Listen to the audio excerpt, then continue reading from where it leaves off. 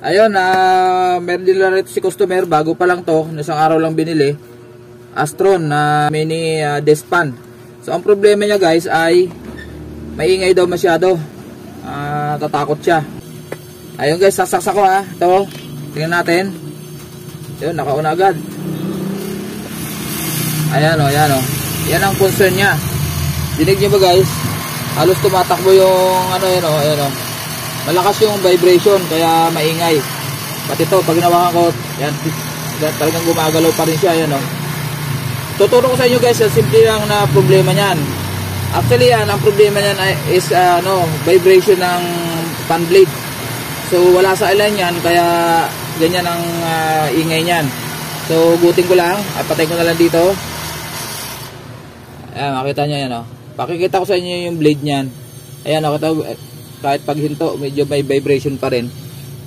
Ang cause niyan ay nakita niyo yung blade, ayan o, ayan o, ayan. Iyon. Ulitin ko ulit ha. Ayan, tingnan niyo paghinto niya no. Makikita niyo yung problema ng blade, ayan o. Wala siya sa balanse. Ayan guys, ayan, yan. So pag matulin siya, siyempre malakas ang vibration niyan. Kaya makita niyo halos tumatakbo sa ano to, sa semento. Okay guys, papakita ko sa inyo kung paano pag-align yan. Ito. Siyempre, tatanggalin natin to. Yan. Oh, matigas. Bago pa kasi. Bago pa to guys. Dalawang araw pa lang. Binili nyo isang araw, tapos kagabi ginamit. Ayan, makikita niya yan, oh. Ayan, oh. Wala sa align. So, ang pag-align nito, pwedeng hindi na muna tatanggalin. Dandahan lang, straighten natin yung dito ang hawak, wag dito malambot kasi ito aluminum, ito bakal to. Yung naka-rebatch siya dito sa pinakang base niya. So kailangan alalay lang ang paghila. Ayan, palabas. So ito makikita nyo medyo tuwid na siya. Para ma-check natin na naka-sentro siya parehas, naka-align, gamit po tayo ng screwdriver. Ayan, ganyan. Dito, steady lang siya. Kung ganyan siya, nakalapat siya dito sa dulo ng flat screw, ganyan, kailangan yung kabila ganun din. So mapapansin nyo, dito pa lang sayad na, dito pa lang, kasi itong kabila dito siya sumayad sa may pinakandulo ng to. Yan. Tapos so dito sayad na, so medyo igaganyo lang natin na konti. Kailangan makalusot siya doon, yung screwdriver doon sa dulo. Kulang pa. So ito malamang to kulang pa ng pihit. Teka, masyadong baluktot eh. Ito sa packaging siguro to, sa karton na nadaganan o kaya nawawala sa alignment. Tapos kunting paling, kunti pa. Alalay lang guys, dahil ito aluminum to eh, medyo brittle siya. Ayun. So ulit dito. Ayan o. Yan. Kailangan ganun din sa kabila. Sumobra yung ko. So itutulak natin na konti papasok para tumama lang siya dun sa dulo ng flat screw driver. Yan. So halos pares na siya. Yan. Isa na lang ang problema natin. Ayun, malayo naman siya guys. Ayan o. Papansin nyo malayo. Ito dikit. Ito dikit. Pagdating dito sa pangatlo, malayo naman siya. Siyempre ilalapit natin. Yun. Ayun, nakadikit pa rin to. Tumatama pa. Malalaman nyo naman guys yung isa sumayad. So kailangan ipihit na konti to. So ito naman dito is iurong ko. So malayo pa rin siya. So kailangan natin siyang ipasok na konti.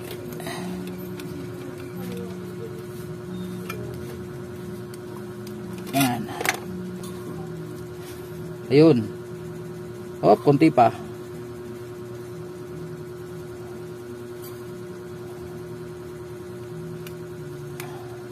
Tama dito.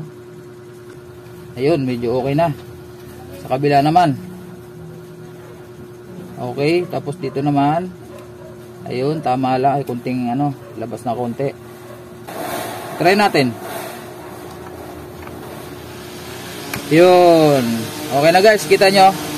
Hindi na siya tumatakbo sa semento. Ibig sabihin, wala na siyang masyadong vibration. Wala nang vibration. Ayan o, kanina tumatakbo gumaganon. So nakuha natin yung tamang alignment dahil gumamit tayo nito.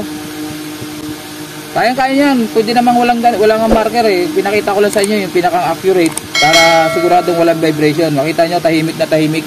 Ikot lang talaga siya, walang alog. Ayan o, kanina tumatakbo, diba, gumagano sa sobrang vibration. So wala na siyang problema. Tatakpan na natin, guys. So guys, takpan na natin. Try natin, baka naman mamaya pag tinakpan natin eh magkaroon ng vibration. So para sure, takpan natin. Ayan.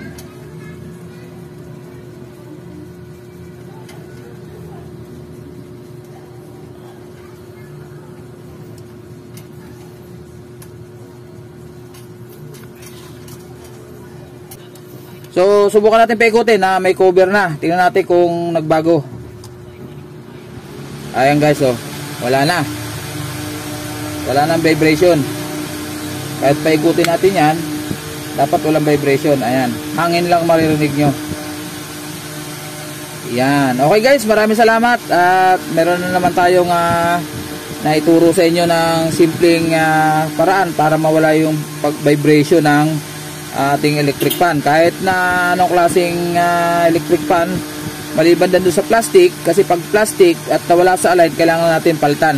Hindi natin kayang pilipitin na kagaya na ganito, hindi ka natin kayang i-align.